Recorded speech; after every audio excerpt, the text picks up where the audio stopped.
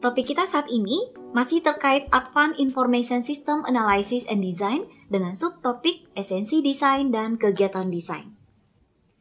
Chapter outline berbahas tentang elemen desain, input dan output untuk desain sistem, kegiatan-kegiatan pada tahapan desain, kegiatan desain diantaranya mencakup desain environment.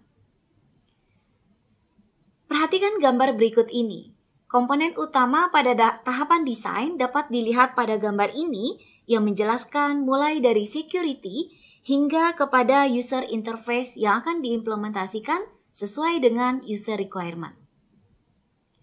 Dua level pada tahapan desain diantaranya adalah arsitektur desain, di mana desain luas dari struktur sistem secara keseluruhan disebut juga dengan desain umum atau desain konseptual.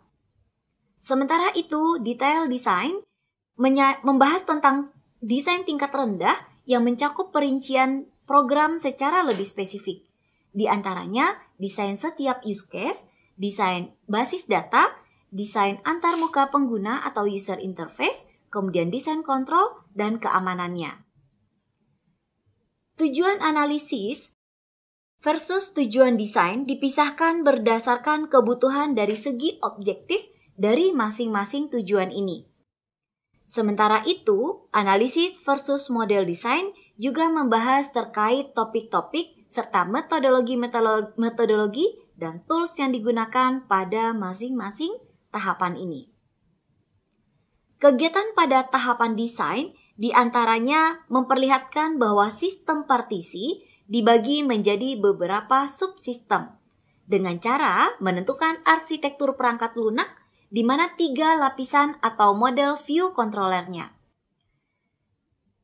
3 lapisan atau model view controller berisi tentang rincian semua desain setiap use case, kemudian kelas diagram, sequence diagram, dan yang terakhir adalah diagram state machine.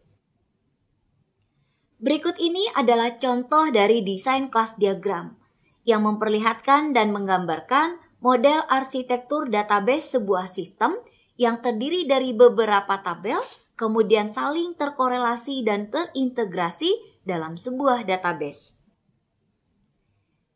Desain environment merupakan desain untuk penerapan internal, di mana secara sistem dijalankan pada satu perangkat tanpa jaringan. Sementara internal network-based system merupakan local area network dengan menggunakan client-server arsitektur. Aplikasi berbasis desktop dan aplikasi berbasis web browser juga merupakan bagian dari internal network-based system. Sementara untuk 3-layer client-server arsitektur, kita menggunakan 3-layer client-server arsitektur dengan view layer, domain layer, dan data layer.